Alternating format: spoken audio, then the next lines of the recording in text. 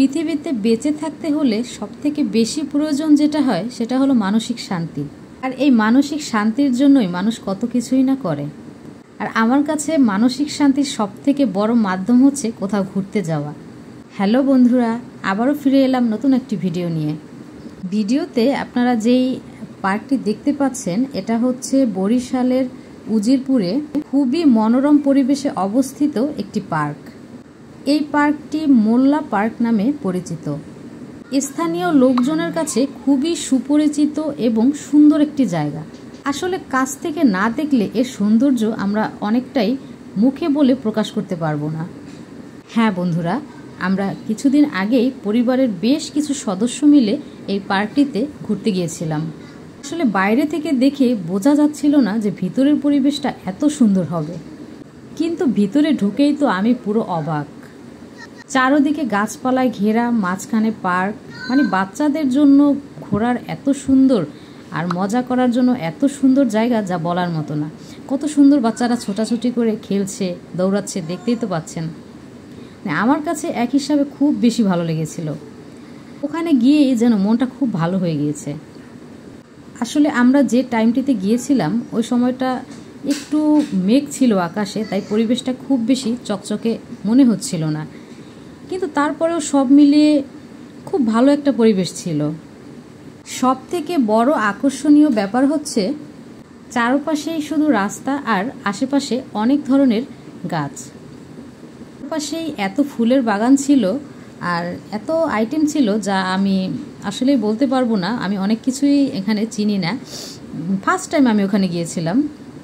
পাশেই মোটামুটি বড় একটা পুকুর ছিল, তার চারপাশে বসার জায়গা, বাতাসের জন্য বা সুন্দর পরিবেশের জন্য আমার মনে হয় এর থেকে আর ভালো কোথাও হয় না। আসলে এই ভিডিওটি যে আমি আপলোড করব এরকম কিছু মাথায় ছিল না, তাহলে আরও সুন্দর করে ভিডিও করতাম। দেখতেই তো পাচ্ছেন কত সুন্দর বাচ্চাদের খেলার জন্য দোলনা, তারপরে আরও অনেক অনেক কিছু ছিল, বিভিন্ন ধরনের কুমির, সজারু, তারপরে নাগরদোলা, এরকম ইত্যাদি অনেক অনেক দেখার মতো ছিল। বাচ্চারা এত সুন্দর পরিবেশটা উপভোগ করেছে যা বলার মতো না। আসলে বাচ্চাদের আনন্দের কাছে সব কিছুই যেন হার মেনে যায়। আসলে ছোটবেলায় আমরা যেরকম বাইরে খেলাধুলা করতাম, ঘুরে বেড়াতাম, বর্তমান সময়গুলোতে এখন আর সেরকম হয়ে ওঠে না। এখন শুধু ঘরের মধ্যে বসে থাকা, ফোন টেপা আর বিভিন্ন ধরনের ঘরের মধ্যে খেলাধুলা নিয়ে বাচ্চারা ব্যস্ত থাকে। কিন্তু মাঝে মাঝে এরকম কোথাও যদি ঘুরতে নিয়ে যাওয়া যায় বাচ্চাদের আশেপাশের মধ্যে, তাহলে কিন্তু খুব ভালোই লাগে। বরিশালের এই জায়গাটা খুবই সুন্দর একটা জায়গা। মনে হয়েছে যেন গ্রামীণ পরিবেশের মধ্যে একটা পার্ক। আসলেই অসাধারণ ছিল। মোল্লা পার্কের ভিতরে একটা জায়গা আমি দেখতে পেলাম, কফি হাউস, মানে ওখানে কিছু কিছু খাবারের জন্য ব্যবস্থা আছে, যেটা আমরা পরে গিয়েছিলাম কিন্তু ভিডিওটি আসলে ওভাবে নেওয়া হয়ে ওঠেনি।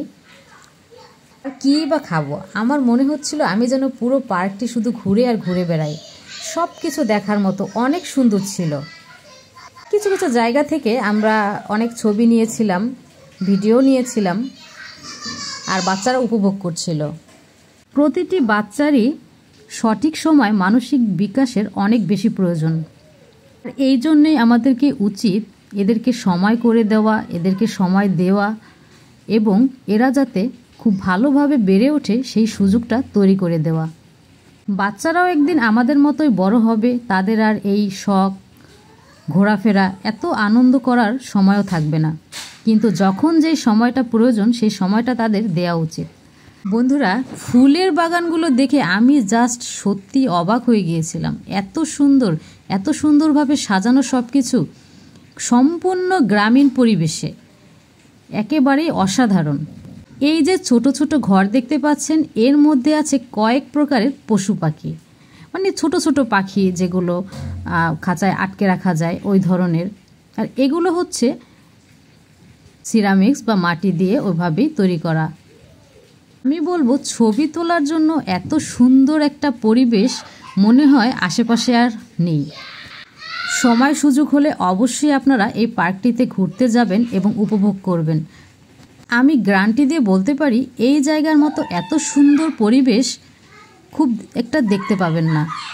বিশেষ করে আশেপাশের মধ্যে কম খরচে কম পরিশ্রমে আপনারা এই জায়গাটিতে ঘুরতে পারবেন। আর এরকম খোলামেলা পরিবেশে ঘুরতে কেই বা না চাইবে বলেন।